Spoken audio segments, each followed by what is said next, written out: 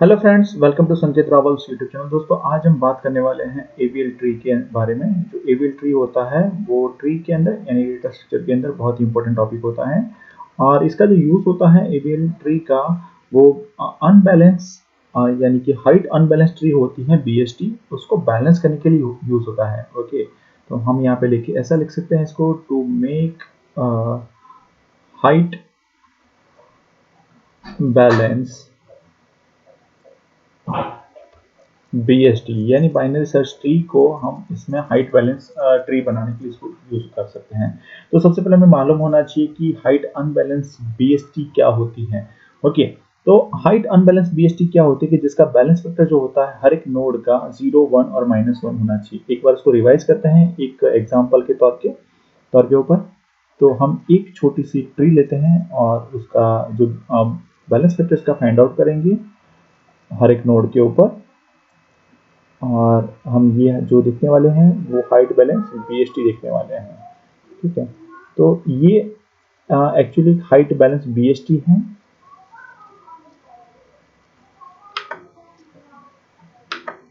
Sorry, ये जो है वो एक हाइट बैलेंस बीएसटी है, बाइनरी सर्च ट्री है। तो हमें हर एक नोड का बैलेंस फाइंड आउट करना है। तो हम सबसे पहले इसका नाम देते हैं हर एक नोड का। ओके, अब बैलेंस फैक्टर फाइंड आउट किस तरीके से कर सकते हैं। तो बैलेंस फैक्टर फाइंड आउट करने के लिए हमारे पास इक्वेशन ये होता है कि जो लेफ्ट साइड, हर एक नोड के बारे में बात कर रहे हैं हम, हर एक नोड की जो height of left sub tree होती है minus height of right sub tree. Okay, यानी एच एल टी का मतलब क्या होता है, height of left sub tree, और एच आर टी का मतलब height of right sub tree. यानी उसकी जो सब ट्री होती है, यानी उसके लेफ्ट साइड में जो नीचे का जो पार्ट, नीचे जो ट्री होती है, उसका लॉन्गेस्ट पाथ में नंबर ऑफ जितने नोड होते हैं माइनस राइट साइड में जो लॉन्गेस्ट पाथ होता है उसमें नंबर ऑफ जितने नोड्स होते हैं उन सबका उनका डिफरेंस होता है ये। अगर ये आंसर जो है, अगर आपको 1, 0 या -1 मिलता है, ठीक है, 1, 0 या -1, आपको शायद कंफ्यूजन ना हो, एक बार फिर से लिखते हैं, 1, 0 या -1 मिले तो ये जो सारे नोड्स के ऊपर ये आंसर मिलना चाहिए, इनमें से कोई भी मिल सकता है। ठीक है, तो ये जो ट्री है ये बैलेंस हाइट बैलेंस ट्री है। अगर यहाँ 1, 0, -1 के अलावा अगर आपको कोई एक और भी आंसर मिलता है किसी भी नोड के ऊपर, तो ये हाइट अनबैलेंस ट्री है, यानी बैलेंस नहीं है। तो सबसे पहले शुरुआत करते हैं, और एक चीज आपको याद रखनी है, हमें बॉटम से अप साइड जाना है ऑलवेज, ये याद रखना। और बॉटम से अप साइड इसलिए जाएंगे क्योंकि जहां पर सबसे पहले नोड जो है वो अनबैलेंस होगा नीचे से ऊपर जाते वक्त, ठीक है, तो वो जो नोड होगा वहां पर ही ट्री जो है वो अनबैलेंस है, तो सबसे पहले उसको बैलेंस बनाना है, ना कि टॉप वाले को। ओके, तो नीचे से ऊपर जाते वक्त ये याद रखना है, नीचे से ऊपर जाते वक्त जो भी नोड आपको सबसे पहले अनबैलेंस मिलता है उसको बैलेंस करना है बस। तो हम यहाँ पर देखेंगे डी का जो लेफ्ट साइड सब ट्री है वो है 0, और राइट साइड सब ट्री है वो है 0, तो 0 - 0 that is equal to 0। E के लिए है same to same, 0 - 0 is equal to 0। B के लिए है, देखो यहाँ पर एक नोड है बी के लेफ्ट साइड में, और बी के राइट साइड में यहाँ पर एक नोड है, तो यहाँ पर भी होगा 1 - 1 इज इक्वल टू 0। सी के लिए होगा यहाँ पर 0 - 0 इज इक्वल टू 0, और यहाँ पर ए के लिए होगा 1 और 2। देखो यहाँ पे एक चीज मैं आपको बताऊंगा कि ए के यहाँ पर एक पाथ ये भी है और एक पाथ ये भी है, ठीक है, और दूसरा पाथ ये भी हो सकता है इसके अंदर। तो हमने कंसीडर इस पाथ को नहीं किया, हमने पाथ कंसीडर किया ए बी, डी को कंसीडर किया। तो उसके पीछे भी एक रीजन है कि हमें एक चीज ये हम बाद में डिस्कस करेंगे इसके पीछे क्या रीजन है, ठीक है, क्योंकि यहाँ पे भी दो नोड है और यहाँ पे भी दो नोड है, तो उसका लॉन्गेस्ट पाथ आप बी डी भी कंसीडर कर सकते हो सब ट्री के अंदर, और बी ई भी कंसीडर कर सकते हो, लेकिन हम बी डी को कंसीडर करेंगे लॉन्गेस्ट पाथ के अंदर, और आपको ये चीज याद रखनी है। हाँ, ठीक है, तो अब ये जब हम सिंगल रोटेशन डबल रोटेशन की बात करेंगे तब ये चीज देखेंगे मैथमेटिक्स में। तो अभी ये हमें देखना है इसका बैलेंस फैक्टर कौन सा है। तो इसके balance factor 2 - 1 is equal to C, sorry 2 - 1 is equal to, इसका आंसर आएगा दैट इज 1। ओके, तो हमें यहाँ पे जो आंसर मिला दैट इज 1 आंसर मिला। हमें देखो हर एक नोड के ऊपर 1 0 0 0 आंसर मिल रहा है, तो जो हमारे इस ट्री के अंदर आता है तो ये बैलेंस ट्री है हमारी, तो जैसा कि हमने पहले देखा था इसके अंदर। तो अब आगे देखते हैं कि हाइट अनबैलेंस ट्री होती है तो उसको बैलेंस कैसे कर सकते हैं इसके अंदर। ओके, तो इसके लिए हमारे पास दो मेथड होती हैं, और अभी का जो लेक्चर है इसके अंदर हम सिर्फ सिंगल रोटेशन देखने वाले। दो मेथड है, एक मेथड है सिंगल रोटेशन,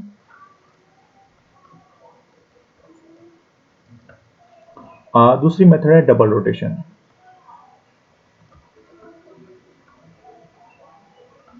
ओके, तो हम बात करने वाले हैं दो मेथड की, सिंगल रोटेशन डबल रोटेशन के बारे में। और कुछ लोग हमें ये भी बोलते हैं कि टोटल 4 मेथड्स हैं। एक्चुअली 4 मेथड्स नहीं है, सिर्फ 2 ही मेथड है, लेकिन इसको डिफरेंशिएट इस तरीके से कर सकते हैं, एल एल मेथड है और आर आर मेथड है इस तरीके से, और यहाँ पर दूसरी मेथड है एल आर मेथड और आर एल मेथड है। ठीक है, ये जो डबल रोटेशन के अंदर आती है, और ये दोनों मेथड सिंगल रोटेशन के अंदर आती हैं। ये दोनों सब मेथड है, इसके भी सब मेथड है, लेकिन हमें इसको याद रखने की जरूरत नहीं है। हम सिर्फ और सिर्फ सिंगल रोटेशन को भी देखते हुए भी इसको सॉर्ट आउट कर सकते हैं। तो हम इजी मेथड को यूज करेंगे, जो मैं आपको बताने वाला हूं कि सिंगल रोटेशन को किस तरीके से काम करने वाले हैं। तो अभी हम जो देखने वाले हैं वो सिर्फ और सिर्फ है हमारा सिंगल रोटेशन। नेक्स्ट वीडियो के अंदर हम डबल रोटेशन की बात करेंगे। तो जो अनबैलेंस ट्री है उसको सबसे पहले हमें पता करना पड़ेगा यहाँ पे सिंगल रोटेशन होने वाला है या डबल रोटेशन वाला है। तो उसके लिए हम बात करते हैं कि सिंगल रोटेशन कहां पर अप्लाई करना है, और डबल रोटेशन नेक्स्ट लेक्चर में देखेंगे कि कहां पर अप्लाई करना है। ओके, तो सबसे पहले एक अनबैलेंस हाइट ट्री लेते हैं।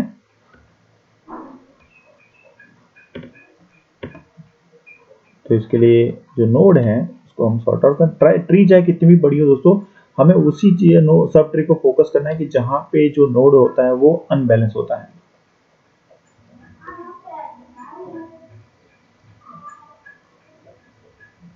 इसके अंदर तो हमें बस उसको ही फोकस करना है इसके अंदर।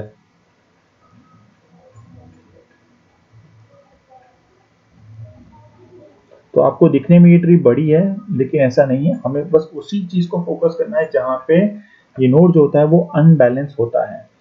ठीक है, तो उसके लिए सबसे पहले जैसा कि हमने आपको बताया था कि हमें सबसे पहले बैलेंस वेक्टर फाइंड आउट करना है लीफ नोड से, यानी लास्ट लेवल से शुरू करना है। तो यहाँ पे सबसे पहले ई का फाइंड आउट करेंगे, वो है 0, 0 माइनस 0 होगा, डी का होगा 1 माइनस 0 दैट इज 1, एफ के लिए होगा 0, जी के लिए होगा 0, सी के लिए होगा 1 minus 1 is equal to 0, B के लिए होगा, देखो यहाँ पे 1 और 2 नोड है, 2 माइनस 0 इज इक्वल टू 2। तो हमें सबसे पहले यहाँ पे नोड मिल गया जहां पर ये अनबैलेंस है, यानी हमें जो बी वाला जो नोड मिला वो है अनबैलेंस नोड। ये जो बी जो है वो है अनबैलेंस नोड, तो हमें इसको पहले बैलेंस करना है। ठीक है, बाकी आगे के ऊपर नहीं देखोगे तो भी चलेगा, लेकिन हम इसका ए का भी बैलेंस फैक्टर फाइंड आउट कर देते हैं। यहाँ पे 1 2 3 है और यहाँ पे 1 2 है। देखो हमें सबसे पहले यही देखना है कि हमें सबसे जो स्ट्रेट पाथ है उसको देखना है। तो इसका होगा 3 माइनस 2 इज इक्वल टू 1। तो ये भी बैलेंस है, इसको बैलेंस बनाना है हमें। ठीक है, तो हमें सिर्फ इतने पोर्शन को कवर करना है जितना पोर्शन यहाँ पर इस ट्री के अंदर गया हुआ है, जहां से हमें सबसे लास्ट से ऊपर जाते वक्त जहां पर हमें सबसे पहले अनबैलेंस नोड मिला वहां तक। तो हमें सिर्फ इतने पोर्शन को ही कवर करना है। तो इसका जो आंसर होगा वो किस तरीके से रहेगा दोस्तों, तो ये आंसर हम यहाँ पे सॉर्ट आउट करते हैं पहले। तो उसके लिए हमें क्या करना है, देखो हमें देखो सबसे पहले हम बात कर रहे हैं सिंगल रोटेशन की। तो हमने कैसे पता लगाया कि ये सिंगल रोटेशन है, तो हमें ये देखना है दोस्तों यहाँ पे सबसे पहले कि ये जो पाथ हमें मिला जहां पर ये नोड अनबैलेंस हुआ, ठीक है, फिर वो चाहे लेफ्ट साइड हो या राइट साइड हो, जिसका जो लॉन्गेस्ट पाथ होता है, यानी नंबर मैक्सिमम नोड है उसके लेफ्ट साइड में हो या राइट साइड में हो, ठीक है, ये उसका लॉन्गेस्ट पाथ है, वो हमें स्ट्रेट लाइन में मिलना चाहिए। हमें ये सीधी लाइन बता रहा है। ठीक है, ठीक है, बी से डी और डी से ई हमें ये स्ट्रेट लाइन मिल रही है, यानी ये सीधी लाइन हमें दिख रही है। ठीक है, अगर ये सीधी लाइन है तो हमें बस ये आंखें बंद करके तय करना है कि यहाँ पर सिंगल रोटेशन अप्लाई होने वाला है। और ये किस साइड अप्लाई होने वाला है कि जहां पर ये बैलेंस फैक्टर गया तो उसके ऑपोजिट साइड में, यानी कि जहां पर जिसका जो लॉन्गेस्ट पाथ होता है उसके ऑपोजिट साइड में हमें उसका रोटेशन करना है। ठीक है, तो हमें इसको राइट साइड में इसको रोटेट करना है। और कैसे रोटेट करना है हमें इसको, तो ये क्वेश्चन हमें हमारे दिमाग में आ सकता है दोस्तों। तो इसमें ये चीज है कि जहां पर बी है, जहां पर जिस नोड के ऊपर बैलेंस गया उसके उसका ठीक इमीडिएट नोड, उसका ठीक इमीडिएट एडजेसेंट नोड, यानी उसके बाद तुरंत उसके बाद जो इमीडिएट एडजेसेंट नोड होता है उसका, उसको पिवोट एलिमेंट बनाना है। यानी हमें इसको पिवोट एलिमेंट बनाना है। उसके जो ठीक नीचे नोड आता है उसके लॉन्गेस्ट पाथ की बात करें, लॉन्गेस्ट पाथ के अंदर जो नोड आता है उसको हमें पिवोट एलिमेंट बनाना है और इसको ऊपर लेके जाना है। यानी हम डी को ऊपर लेके जाएंगे, बी को नीचे लाएंगे। ठीक है, शायद आपको शायद कंफ्यूजन हो रहा होगा, लेकिन ये बहुत इजी है। बाकी जो ट्री है उसको वैसा का वैसा सेम टू सेम वैसे ही लिखेंगे जैसा वो ट्री में हमें बताया हुआ है। तो हमें ए से लेके उसका जो राइट साइड सब ट्री है सी और एफ और जी, इनको छेड़ना नहीं है। जैसा हमने बताया कि डी को हम ऊपर लेके जाएंगे। ठीक है, डी को हम ऊपर लेके जाएंगे और बी जो है जैसा हमने रोटेट किया उसको, तो उस तरीके से यहाँ पे बी जो है वो नीचे आ जाएगा और यहाँ पे ई जो है वो उसके डी के नीचे जैसा था लेफ्ट साइड के वैसा का वैसा रहेगा। ठीक है, एक खास बात है दोस्तों ये एबीएल रोटेशन के अंदर कि हम रोटेशन कितना भी कर लें, सिंगल रोटेशन हो डबल रोटेशन हो, ठीक है, तो उसका जो इन ऑर्डर होता है ट्री का वो कभी भी चेंज नहीं होता। तो हम यहाँ पे इसका इन ऑर्डर देखते हैं कि ये यहाँ पे इन ऑर्डर कौन सा होता है इस ट्री के अंदर। इसका इन ऑर्डर जो रहेगा वो कैसा होगा, ई होगा सबसे पहले, उसके बाद डी, क्योंकि पहले लेफ्ट सब ट्री, उसके बाद रूट नोड, उसके बाद राइट सब ट्री। तो ई डी, फिर उसके बाद अगेन राइट साइड में कोई नहीं है डी के अंदर, तो उसके बाद बी आएगा, उसके बाद ए, उसके बाद एफ, उसके बाद सी, उसके बाद जी। तो ये उसका इन ऑर्डर है। सेम टू सेम इस ट्री का भी इन ऑर्डर निकाल के देखेंगे हम। इन ऑर्डर, हमें इन ऑर्डर पता होना चाहिए दोस्तों, ये बहुत काम की चीज है। तो ये भी वही रहेगा, ई डी बी आएगा, इसके ऊपर भी ई डी बी। देखो तो यहाँ पर भी ई डी बी है सेम टू सेम। अब बीच में ए है, ये रूट नोड है इसका, तो ये आएगा और ये आएगा यहाँ पर एफ सी जी। ठीक है, तो ये इतना पोर्शन जो है वो लेफ्ट पार्ट है और इतना पोर्शन वो राइट पार्ट है ए का इसके अंदर। तो यहाँ पर इन ऑर्डर चेंज कभी भी नहीं होगा। तो ये तो हमने सिंपल एग्जांपल लिया था। अगर मान लो कि यहाँ पर डी के नीचे कोई और नोड होता तो हम उसको किस तरीके से सेटल करते हैं। ठीक है, तो उसके लिए एक और एग्जांपल लेते हैं सिंगल रोटेशन के अंदर, जो आपको शायद लगे कि कॉम्प्लिकेटेड है, लेकिन ये भी कॉम्प्लिकेटेड नहीं है, ये भी बहुत ईजी है। तो एक और एग्जाम्पल लेते हैं इसके अंदर।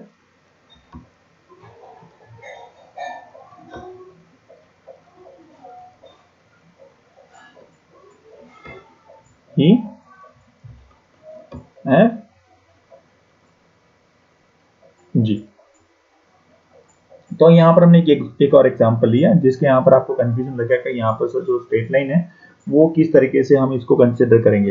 तो सबसे पहले इसका बैलेंस वेक्टर फाइंड आउट करते हैं हर एक नोड का। तो डी का रहेगा तो 0, ई का रहेगा 0, सी का भी रहेगा 1 - 1 इज इक्वल टू 0, जी का रहेगा 0, एफ का रहेगा 1 - 0 that is equal to 1, B का रहेगा 1 and 2, 2 - 0 इज इक्वल टू 2 रहेगा, और ए का रहेगा 1 2 3। देखो हमें लॉन्गेस्ट पाथ देखना है, तो ऑलवेज जो लॉन्गेस्ट पाथ है वो हमें कौन सा कंसीडर करना है, हमें वो स्ट्रेट लाइन वाला ही कंसीडर करना है। ये चीज याद रहे हमें।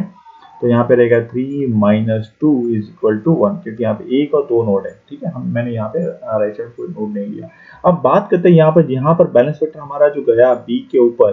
ठीक है, तो उस बैलेंस फैक्टर की जो बात कर रहे हैं हम, बी पे गए तो पिवोट एलिमेंट ऑब्वियसली सी को बनाएंगे, तो सी जो है वो हमारा पिवोट एलिमेंट बनेगा। और ऑब्वियसली हमें इसको हमें जो पाथ देखना है वो कंसीडर कौन सा करना है, first priority, give the first priority, consider straight path. Okay, अगर आपको मिलता है तो, नहीं मिलता है तो ही हमें उसका जो दूसरा पाथ है वो देखना है। अगर आपको स्ट्रेट पाथ लॉन्गेस्ट दिख रहा है, वहां पे मिल रहा है, अगर लॉन्गेस्ट पाथ है वो ही दिख रहा है, हमें ये नहीं देखना है, बी सी ई को नहीं देखना है। यहाँ पर फिर भी अवेलेबल, चाहे फिर भी अवेलेबल हो, लेकिन अगर हमें ये सीधा पाथ दिख रहा है, ठीक है, तो हमें बस इसी को ही कंसिडर करना है। जब तक हमें स्ट्रेट पाथ मिलता रहेगा तब तक हमें सिंगल रोटेशन वहां पर अप्लाई होता रहेगा। एक बार फिर से बताऊंगा दोस्तों, यहाँ पर जब तक हमें स्ट्रेट पाथ मिलता रहेगा तब तक सिंगल रोटेशन अप्लाई होता रहेगा। और ये सिंगल रोटेशन इस तरीके से अप्लाई होगा कि हमें सी को ऊपर लेके जाना है, बी को नीचे लेके आना है। और ये राइट साइड इस वजह से है क्योंकि हम यहाँ पर लेफ्ट साइड में नंबर ऑफ नोड्स यहाँ पर ज्यादा है, इस वजह से।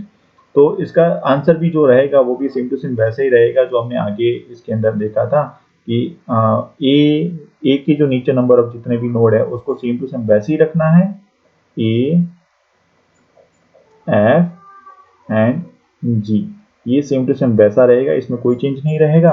अब सी को ऊपर लेके जाते हैं, सी को ऊपर लेके जाते हैं, ठीक है, और बी जो है वो नीचे चले जाएगा जैसा हमें पता है, और यहाँ पर जो डी जो है वो सी के साथ में वैसे ही का जो लेफ्ट साइड का जो नोड है वो वैसे के वैसे ऊपर जाएगा। अब प्रॉब्लम ये है कि ये ई का हम क्या करें, ई कहाँ गया, ओके, तो ई जो है वो चाइल्ड बनेगा, बी का लेफ्ट साइड का चाइल्ड बनेगा, ई जो है वो बी का लेफ्ट साइड का चाइल्ड बनेगा। और वो ऐसा क्यों है, तो ये रूल है, अगर ये आपको रूल समझ में नहीं आता, ठीक है, इसमें क्या चीज है दोस्तों, अगर आप left side right side rotate कर रहे हो ट्री को, ओके, तो जो पिवोट एलिमेंट होता है और उसके पास जो राइट साइड चाइल्ड का नोड है, तो वो जो रूट नोड होता है, उसका पेरेंट नोड होता है, जो नीचे जाता है उसका लेफ्ट साइड का चाइल्ड बन जाता है। उसका ऑपोजिट सेम टू सेम, अगर आप लेफ्ट साइड रोटेट कर रहे हो और जो पिवोट एलिमेंट है उसका लेफ्ट साइड का नोड होता है, तो वो राइट साइड का चाइल्ड बन जाता है उस पेरेंट नोड का। तो ये चीज यहाँ पर है इस तरीके से।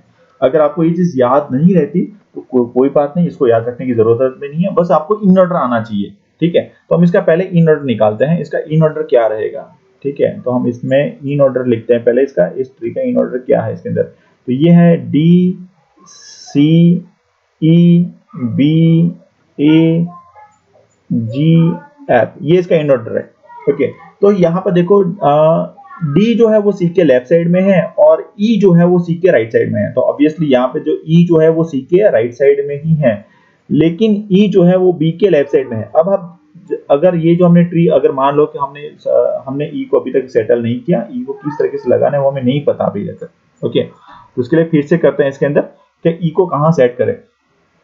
तो जैसा कि देखा, हमें रोटेट किया, बी नीचे आ गया, बी तो राइट साइड का राइट चाइल्ड बन गया सी का। अब बच गया ई को सेट करना है हमें, तो यहाँ पे देखना है सबसे पहले क्या सी के राइट साइड में जगह है, नहीं है, क्योंकि बी नीचे आके तो जगह नहीं है अवेलेबल, ठीक है।